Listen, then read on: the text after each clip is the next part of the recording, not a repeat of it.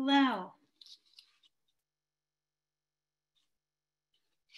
Welcome to the Jesuit Retreat Center in Los Altos, where we believe that retreats change lives. Now, if you can hear me, can you give me a quick thumbs up just so I know? Wonderful. Thank you. My name is Kim Manka, and I am the chair of the Jesuit Retreat Center Board of Directors and your MC tonight. Starting tonight and through Giving Tuesday on December 1st, we will be sharing the stories and reflections from some Jesuit Retreat Center participants. Last year, you showed your love for the JRC on Giving Tuesday, and we are asking that you please do it again and help us raise $20,000. We have just come through a tumultuous election, so we thought we would begin this journey tonight by taking a look at spirituality and public service. Our own Father Chi No will delve into this issue with Father Tom Weston. But first, we'd like to launch our 2020 Giving Tuesday page.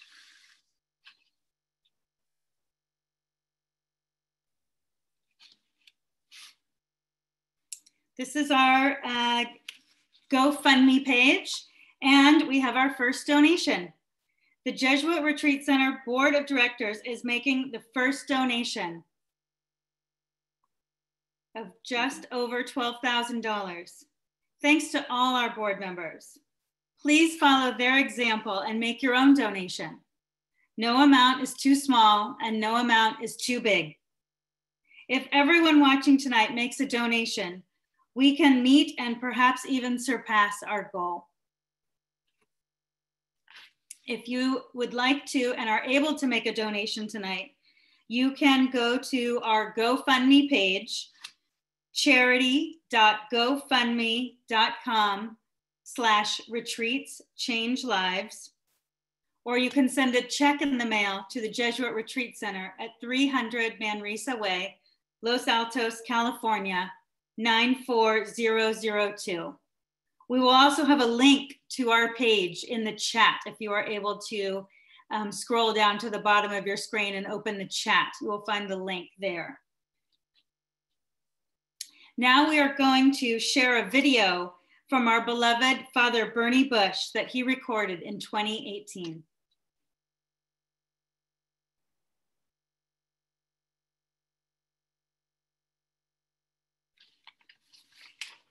Guard with the Jesuit Retreat Center, and with me today is Father Bernie Bush. And Bernie, tell us a little bit about your background. Well, my background is I've been in the Jesuit order for 68 years. I've been a priest for 54 years, and I came here to the retreat house in 1993, which is what, 26 years ago. So I've been working here in retreat work and spiritual direction for 26 years. And I've enjoyed every single minute of it. I love it here. That's great. And I understand you were one of the founders of the Pr5 program? That's correct. We started a program here 10 or 12 years ago, the Pr5 program, with the intention of training people to give the spiritual exercises of St. Ignatius.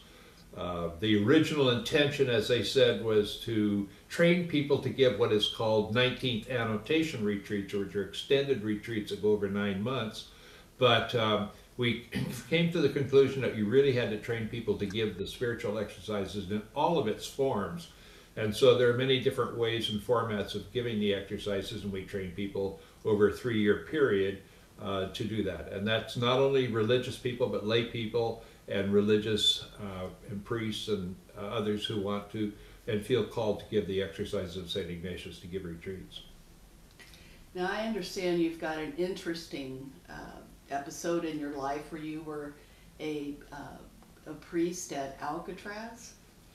Yes, and when I was a scholastic, a seminarian, I was teaching at St. Ignatius High School in San Francisco, and the chaplain of Alcatraz, Father Jim Tupy, was also teaching on the faculty of St. Ignatius High School. So one day I asked him if it would be possible for me to go to Alcatraz with him just to see what it was like, because I was curious about the prison.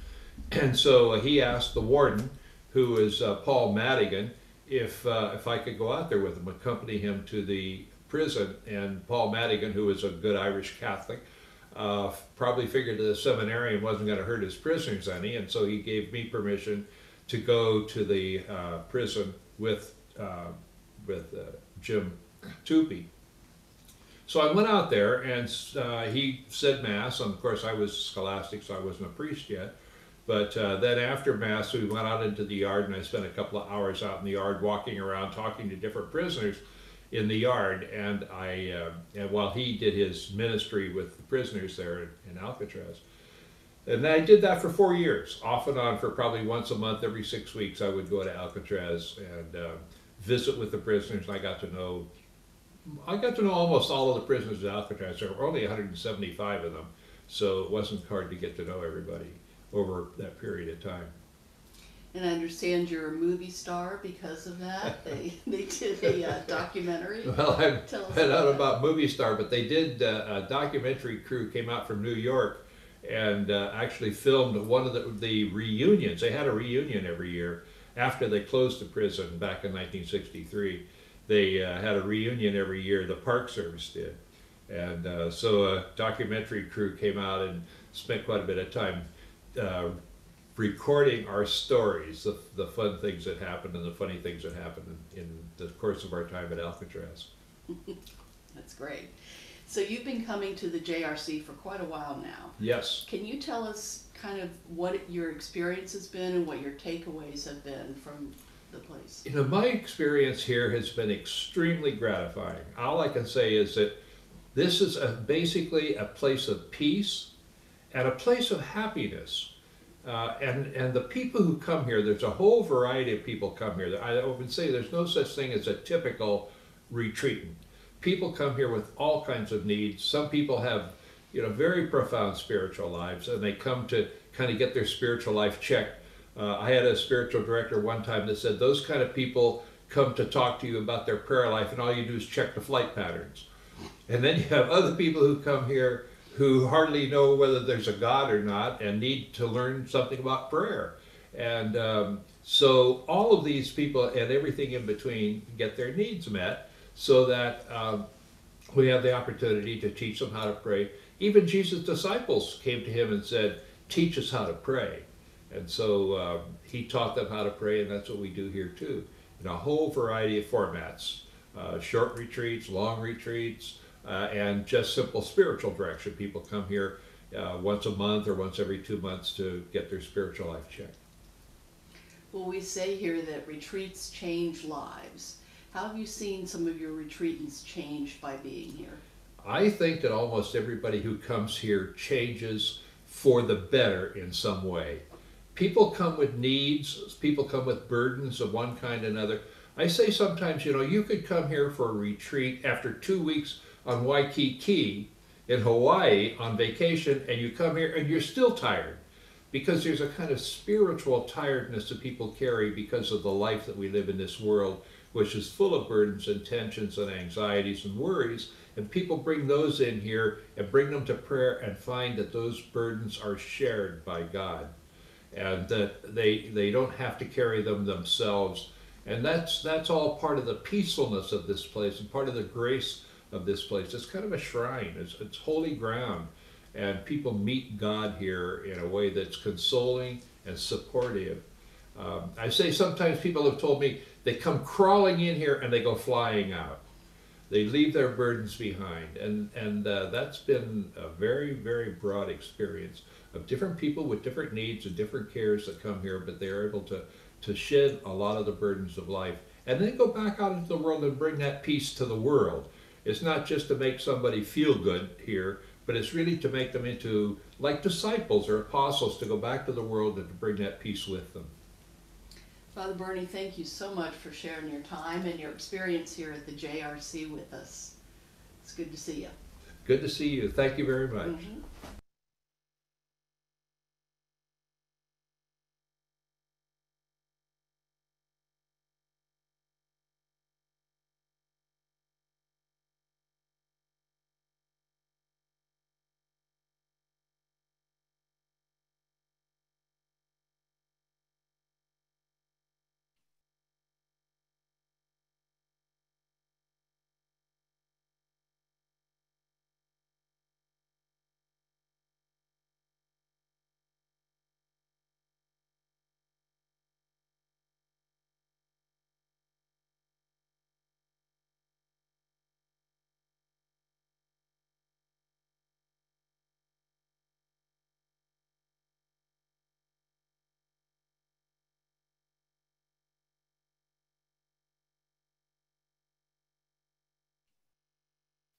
Thank you. Now, let's see if we have any more donations.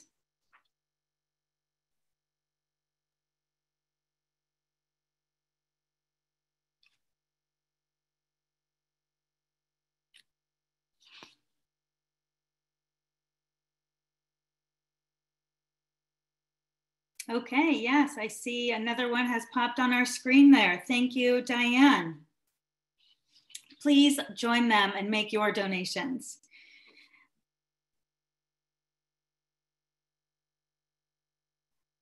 Our moderator tonight is Father Chi No.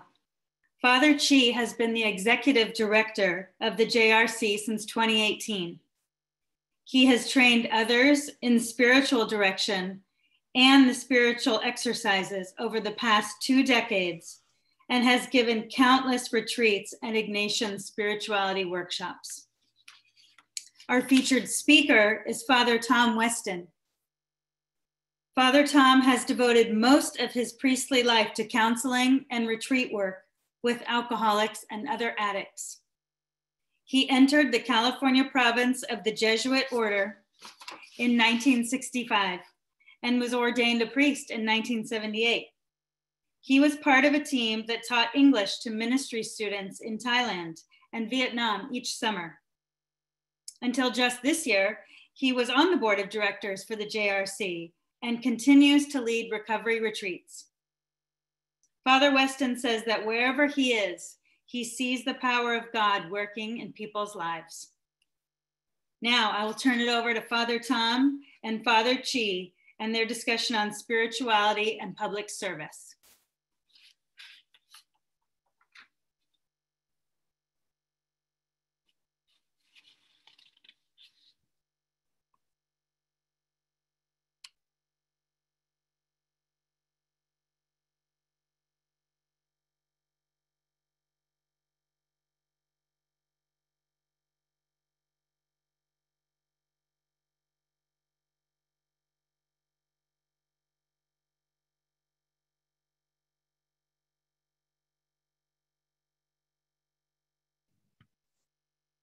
There we go. I think Chi has disappeared. Before we start, I just had a flashback when I was a mere boy at Bellarmine College Prep in San Jose, California. Bernie Bush was one of the teachers there. And at that time, he had a reputation for being very exotic, and he still is, just so you know.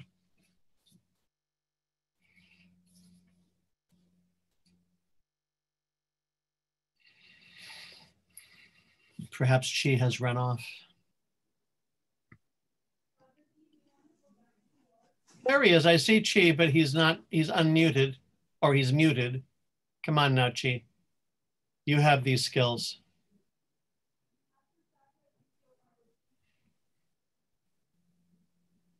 He has to run out of the room. We'll have a conversation, Chi and I, and about some basic things about retreats.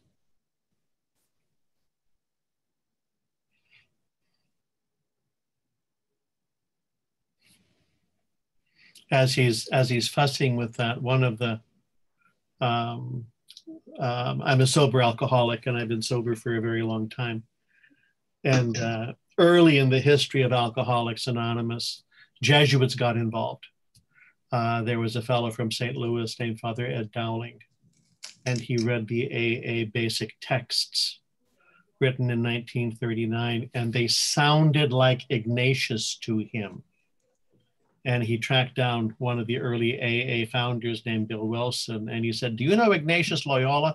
And Bill said, "Never heard of him." So we're parallel but not connected. And one of the similarities, both with Ignatius and people in recovery, is the whole thing of service.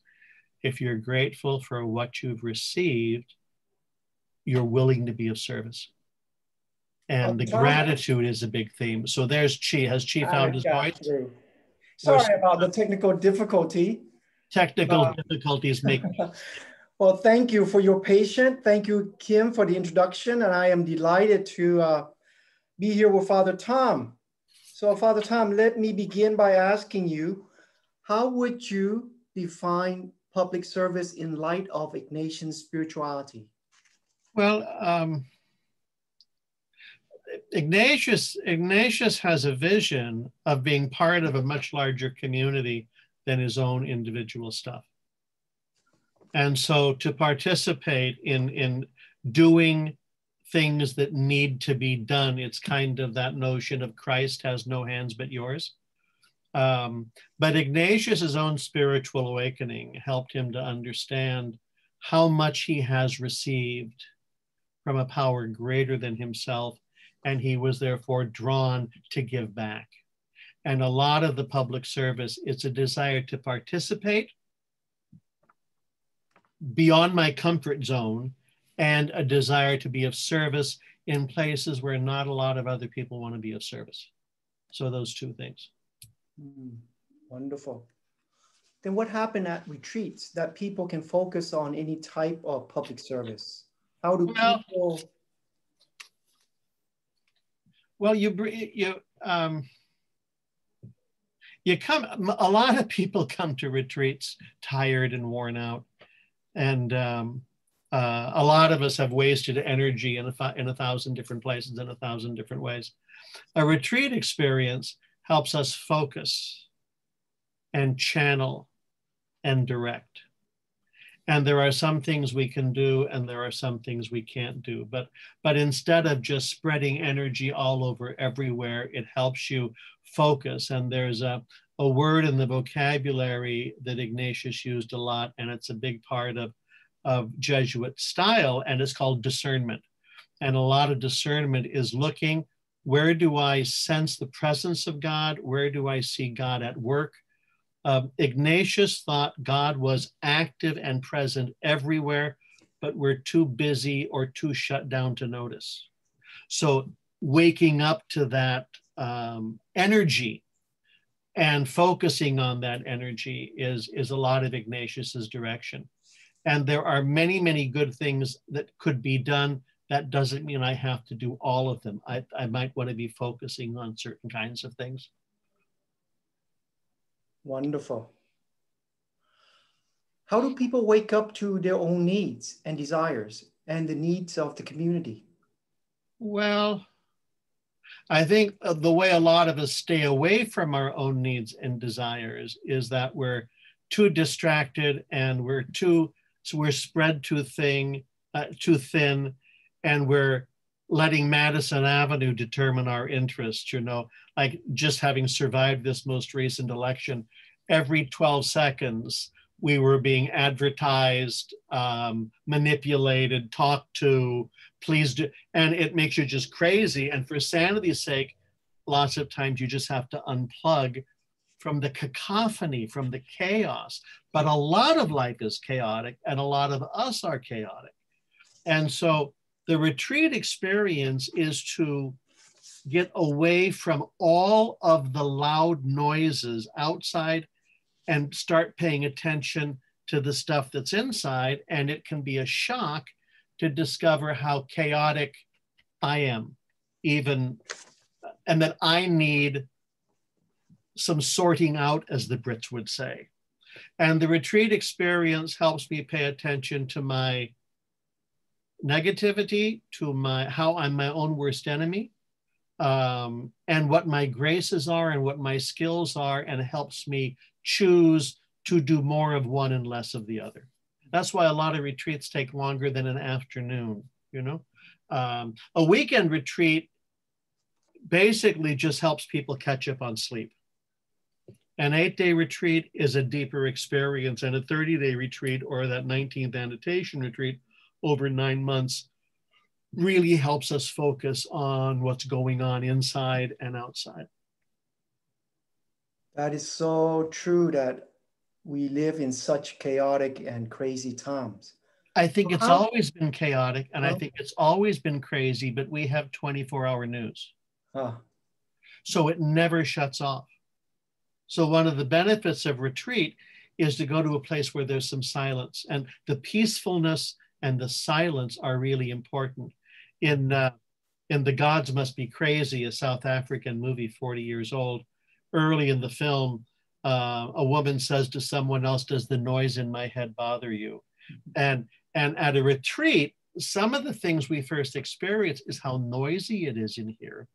And we start learning how to turn the volume down and how to pay attention and how to focus, just pay attention. And it's a process, and it's an ongoing process. And Ignatius apparently was a master at that. How did he balance the spiritual insights and passion and with a life of service and all the chaos that comes with it? He's a very selfish, self-obsessed young man, full of arrogance and pride and lots of bad behaviors. And he was not a promising figure, but he was a soldier and he was wounded. And in the course of recovering from his wounds, which was a long period, he had a spiritual awakening. It was gradual, but he woke up to discover a thirst and a yearning for a God experience. And he has a lot of ideas. He's a bright guy. And he tries a million things and he makes 10,000 mistakes. And out of all of that trial and error, he puts together a way of proceeding.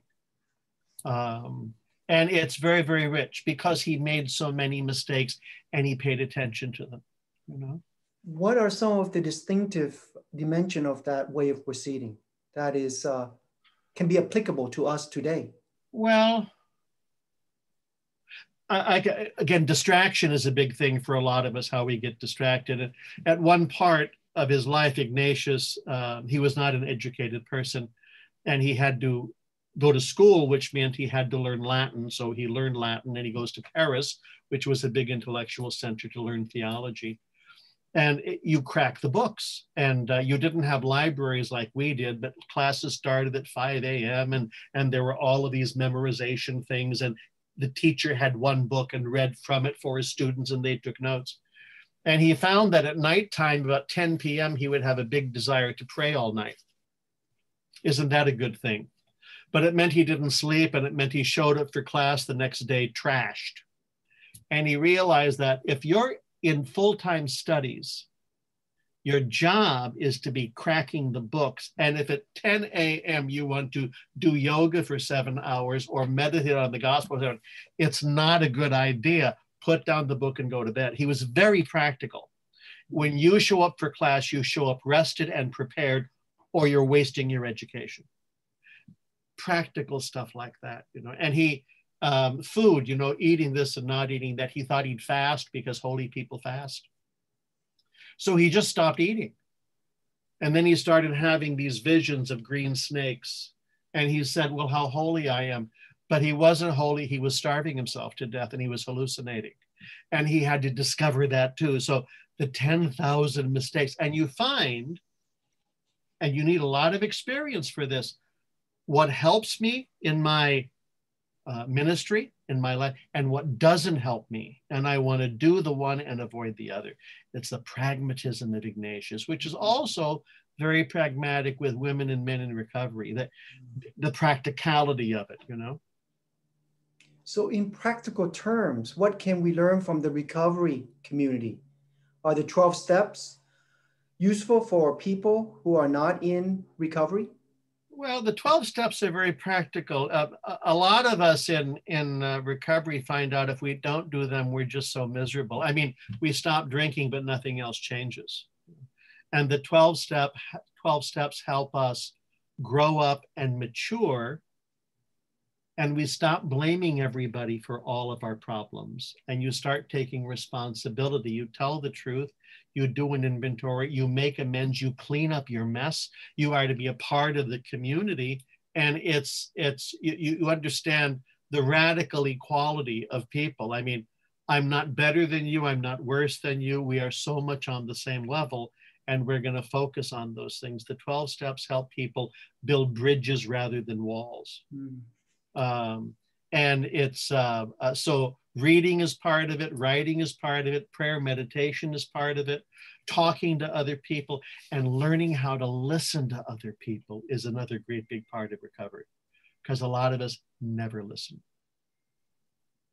Oh, those sounds very similar to Ignatian spirituality. Yeah. There's an outward thrust to ministry and service, right? That's right. Out of gratitude. And that's, again, that Ignatius vibration. It's out of gratitude you do this. I have been given ever so much. One of the early AA people, Dr. Bob Smith, said, I owe a debt of gratitude to the man who spoke to me, which means I need to speak to other people. I need to be there for other people. It's not a solitary program. It's very much a we program. So what can we do as Christians to accompany and assist and help the recovery community or any group that do not have a public voice? Well, how can we be in support? Well, a retreat house like El Retiro is a safe place for people to come. And for a lot of people, any connection with organized religion or organized church stuff is very anxiety producing.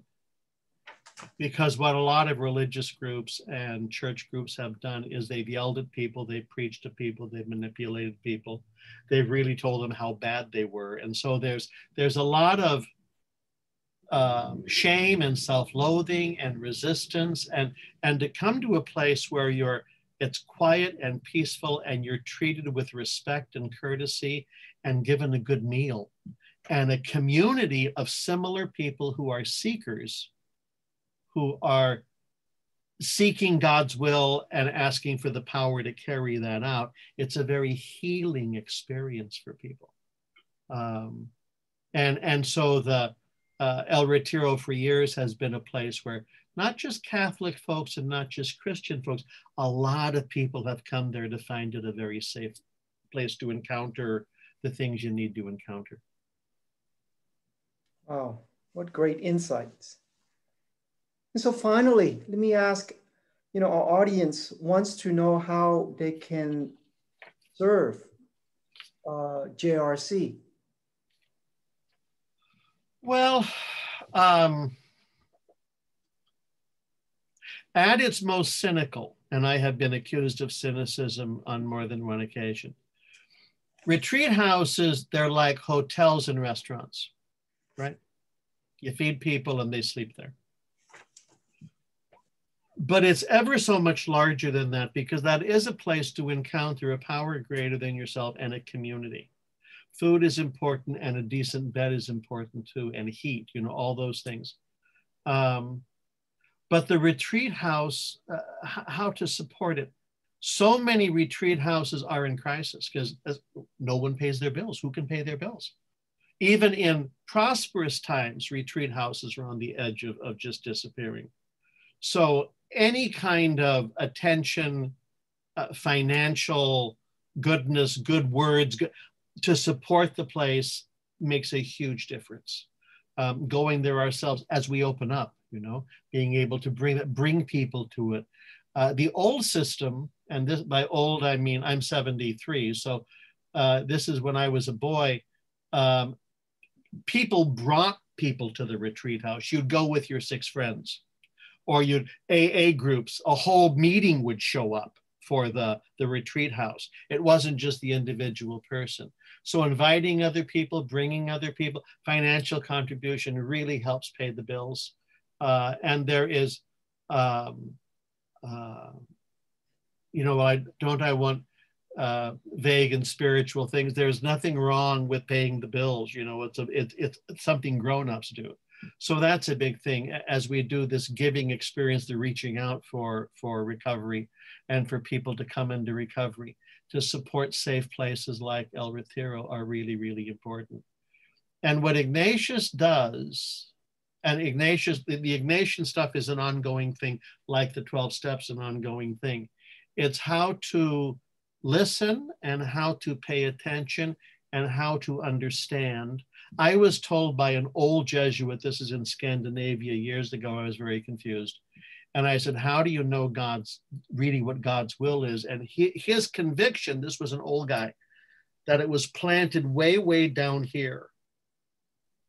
And it takes a while to learn how to pay attention to way, way down here. And the retreat experience connects us into that. It helps, and the 12 steps: be honest, tell the truth, be of service, make that connection, be who you are, and see where you are needed and where you can make a difference. So that's something, you know. Thank you. Yeah. Kim?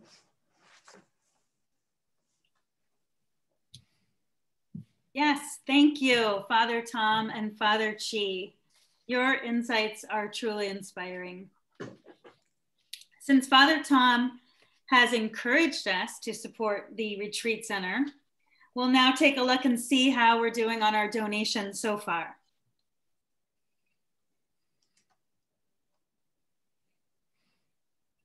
Oh, a couple of more, hooray.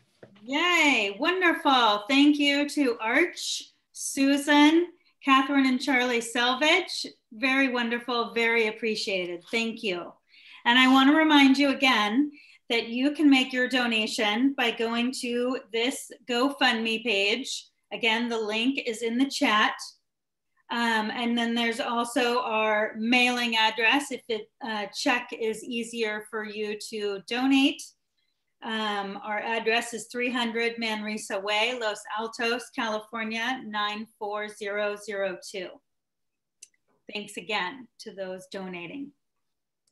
Now let's hear from a young man who had his life changed by a JRC retreat.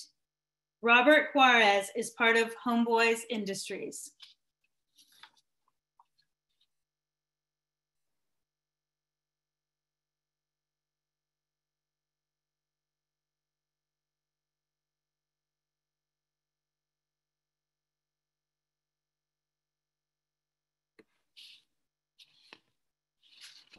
Hello, my name is Robert Juarez. I'm a director at Homeboy Industries. I work with workforce. I've been with Homeboys for 13 years, going on 14 years. You know, the way I'm connected to the JRC is, you know, I've done several retreats. First, as a trainee, you know, my first experience, you know, it was an amazing experience. You know, I was challenged to go in deeper and get to know myself a little bit more, along with other brothers. You know, we were able to probe into ourselves and really, you know, go deep and find out things that we probably wouldn't find out in that setting. The natural resources there, you know, it's a beautiful place to be in, and you know, the camaraderie with the other fellas and the homies, it just brings out everything inside that you've been holding on to.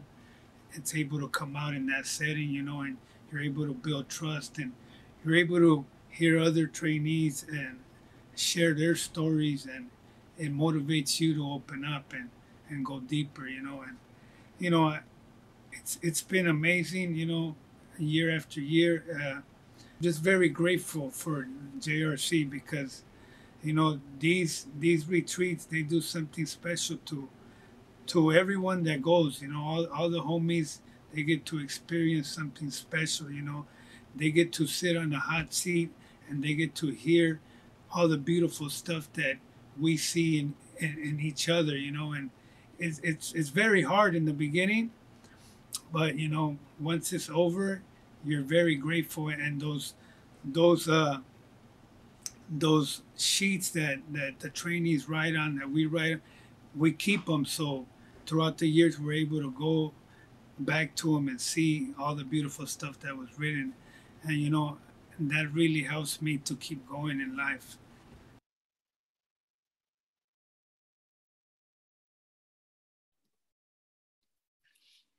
Wonderful.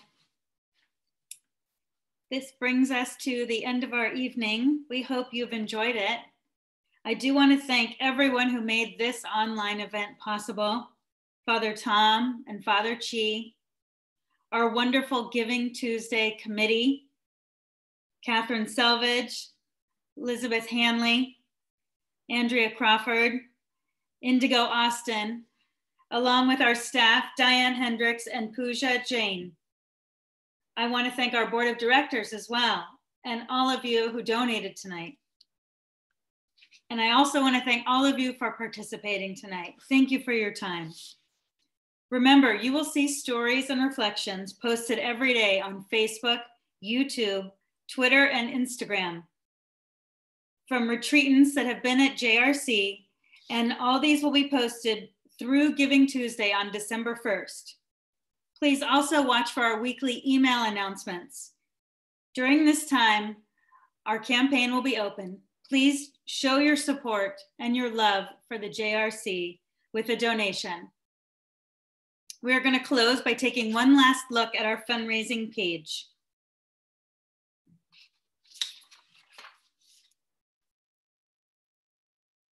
Thank you to John Shaw. Wonderful. Again, thank you for joining us. We will leave this open for about 15 minutes to give you an opportunity to make your donation to JRC, where retreats change lives. Good evening and God bless.